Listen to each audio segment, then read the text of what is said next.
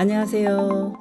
어드미션 마스터즈의 경험이 있는 탑 명문대 입학심사위원들과 함께 미국 대학 입시 궁금증을 풀어가는 교육 컬럼니스트 진아킴입니다.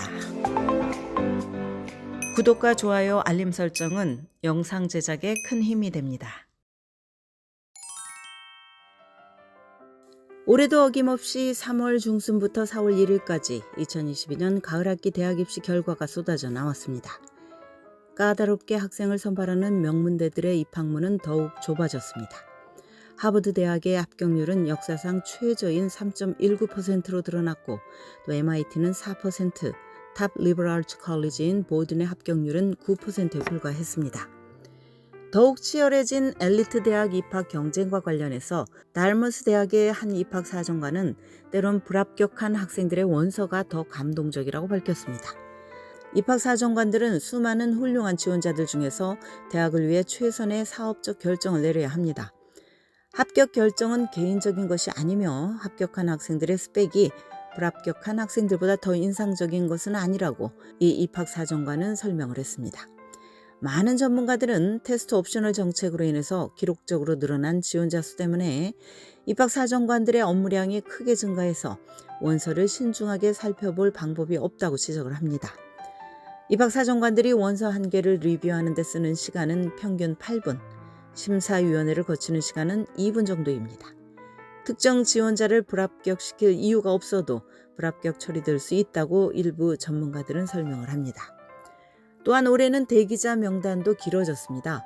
팬데믹이 가져온 불확실성과 대학 비용 등 실제 등록률에 미치는 변수가 커지면서 입학 사정관들은 소위 일드율을 보호하기 위해 노력을 했습니다.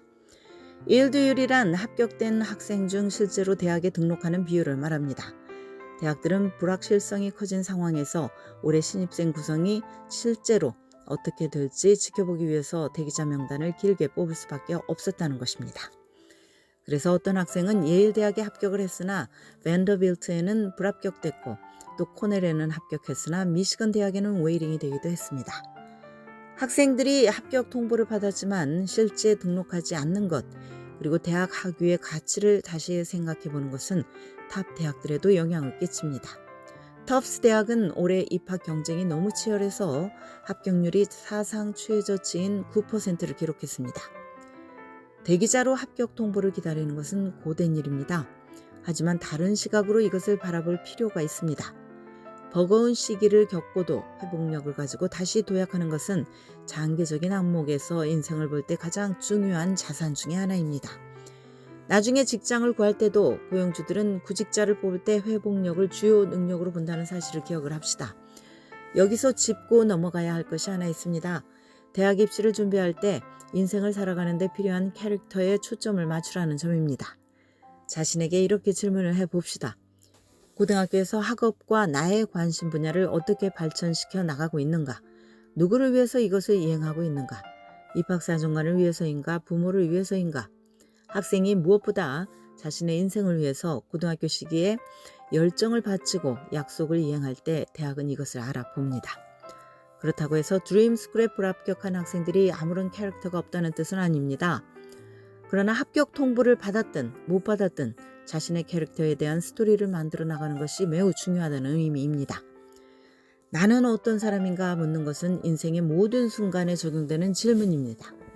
고등학교나 대학에서 수업이나 흥미로운 클럽을 선택을 할 때, 대학원에 진학하거나 직업을 정할 때 모든 시점에서 말입니다. US 뉴스 앤 월드 리포트 종합대학 랭킹 16인 라이스 대학의 졸업생이든 또 29위에 랭크된 뉴욕주의 로체스터 대학의 졸업생이든 48위에 랭크된 일리노이 주립대 어바나 샴페인 캠퍼스의 졸업생이든 긴 인생을 살면서 겪을 경험의 차이는 크지 않습니다. 지난 40여 년간 미국에서 탑 대학들은 학생과 가족에게 대학의 브랜드네임이 졸업 후 성공 여부에 가장 큰 영향을 끼친다고 주장을 해왔습니다. 그러나 시간이 갈수록 직업시장에서 전공과 스킬이 대학의 명성 자체보다 중요하다는 것을 사람들은 깨닫고 있습니다. 미국 대학협회가 고용주들이 무엇을 원하는지에 대해서 조사한 결과 배움의 깊이와 넓이가 성공의 열쇠라는 답변이 가장 많았습니다. 고용주들은 구직자를 심사할 때 스킬과 인턴십 그리고 팀을 이루어 일할 수 있는 능력을 살펴봅니다. 그러므로 가장 원하는 대학에 불합격했다는 이유로 좌절하는 실수를 범해서는 안 되겠습니다. 과거에는 미국에서 탑 20 안에 드는 대학의 학생들에게 가장 좋은 인턴십 기회가 갔지만 지금은 그렇지가 않습니다. 비즈니스들의 다양성과 평등 그리고 포용을 향한 노력은 확대되고 있고 또 이런 흐름은 아이비리그 같은 명성 있는 대학만 고집하는 것에 대해 재고하라는 메시지를 던져주고 있습니다. 학생들은 대학 입시에 오랜 시간 초점을 맞춰 왔습니다. 엄청난 수고와 노력이 결국 대학으로부터 받는 합격과 불합격, 웨이리스트 통보로 귀결이 됩니다. 다소 가혹하게 느껴질 수 있지만 입시 결과 통보가 끝은 아닙니다.